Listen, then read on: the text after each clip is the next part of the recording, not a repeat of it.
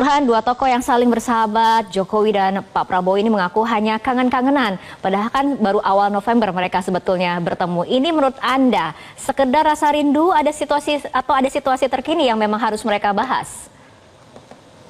Saya kira dua tokoh politik penting, satu presiden yang sedang menjabat, yang satu lagi adalah mantan presiden bertemu, kalau hanya sekedar makan ayam goreng, itu menurut saya terlalu tidak mungkin. Jadi hampir pasti keduanya membahas isu politik juga, bukan sekedar temu kangen antara kedua tokoh yang baru saja bertemu juga di Solo.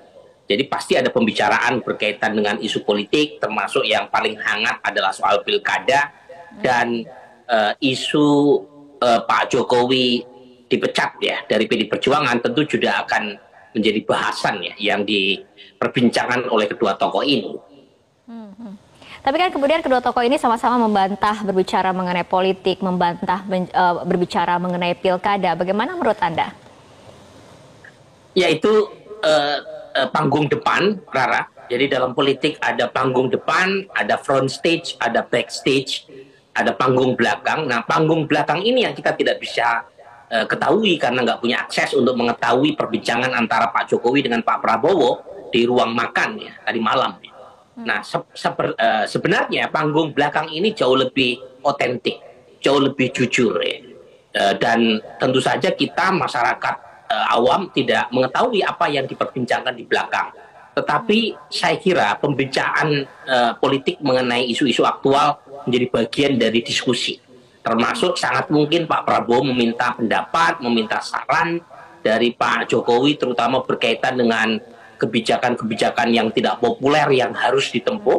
Misalnya soal kenaikan PPN 12%, termasuk isu-isu politik mutakhir, terutama yang berkaitan dengan statement ya, dari Sekjen PD Perjuangan yang mengatakan Pak Jokowi sudah tidak lagi menjadi kader PD Perjuangan. Dan tentu kalau misalnya Pak Jokowi bergabung dengan Gerindra, itu Pak Prabowo atau Gerindra seperti mendapatkan jackpot. Ya. Jackpot untuk 2029, karena kekuatan Gerindra menjadi bertambah, terutama dari basis Pak Jokowi yang kita tahu cukup signifikan, terutama dalam memenangkan calon yang diusung oleh Partai Gerindra seperti Pak Lutfi di Jawa Tengah. Jadi cuma apakah Pak Jokowi bersedia masuk Gerindra itu kan masih misteri juga yang belum kita ketahui jawabannya sampai sekarang. Nah, mengenai hal itu Mas Burhan, seberapa besar menurut Anda peluang Jokowi ini kembali masuk ke partai politik? Apakah dengan Gerindra ataupun dengan Golkar misalnya yang sudah menganggap Jokowi sebagai anggota kehormatan? Iya, ini saya kira wajar ya kalau Pak Jokowi diperebutkan oleh banyak partai, termasuk Partai Gerindra sebagai partai yang mengantarkan Pak Prabowo sebagai presiden, kemudian Golkar, ya. Tetapi lagi-lagi kalau di Golkar itu kita tahu Golkar ini kan seperti perusahaan terbuka ya. Jadi ibarat perusahaan go public, ada banyak pemain di sana. Kalau Partai Gerindra itu veto playernya tunggal, yaitu Pak Prabowo.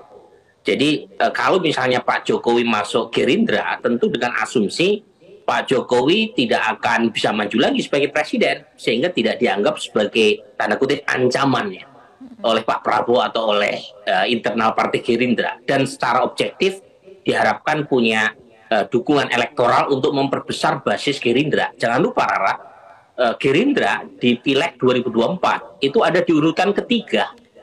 Jadi Gerindra bukan partai terbesar pertama atau kedua, artinya Gerindra membutuhkan tambahan suara di luar dari captive yang selama ini mengidolakan Pak Prabowo. Dan kalau Pak Jokowi masuk ke dalam, itu saya sebut tadi jackpot buat Gerindra. Sementara Pak Jokowi tidak bisa maju lagi sebagai presiden.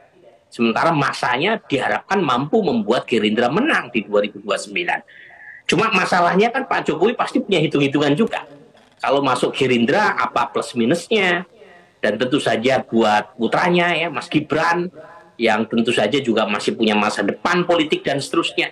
Hitung-hitungan semacam itu saya kira tidak akan diputuskan oleh Pak Jokowi dalam waktu dekat, apalagi beliau juga mendapatkan tawaran banyak, bukan hanya dari dari Gerindra, tapi juga dari Golkar, bahkan Nasdem juga, Bang Surya juga pernah menawari Pak Jokowi, termasuk PAN.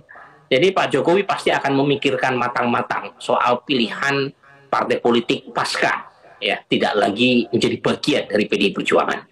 Oke, baik Mas Burhan, itu mengenai kepartaian, tapi kita agak sedikit kilas balik ke belakang mengenai pertemuan antara Jokowi dan juga Pak Prabowo ini pada saat di Solo sebulan yang lalu. Kan pertemuannya itu terjadi pada saat pilkada pada saat itu sedang hangat-hangatnya. Sementara kemudian pertemuan kali ini dilakukan setelah ada hasil pilkada lalu. Bagaimana Anda menganalisis mengenai momentum pertemuan ini? Jadi kalau kita lihat dari sisi timing, pertemuan di Solo itu jelas pembicaraan, dugaan saya ya, tidak jauh juga dari pilkada.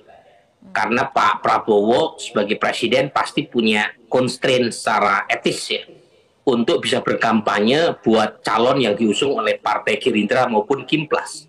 Sementara Pak Jokowi tidak punya constraint apapun karena beliau sudah menjadi mantan presiden. Mungkin secara etika bisa dipersoalkan, tetapi secara aturan tidak ada yang dilanggar oleh Pak Jokowi kalau turun gunung untuk berkampanye.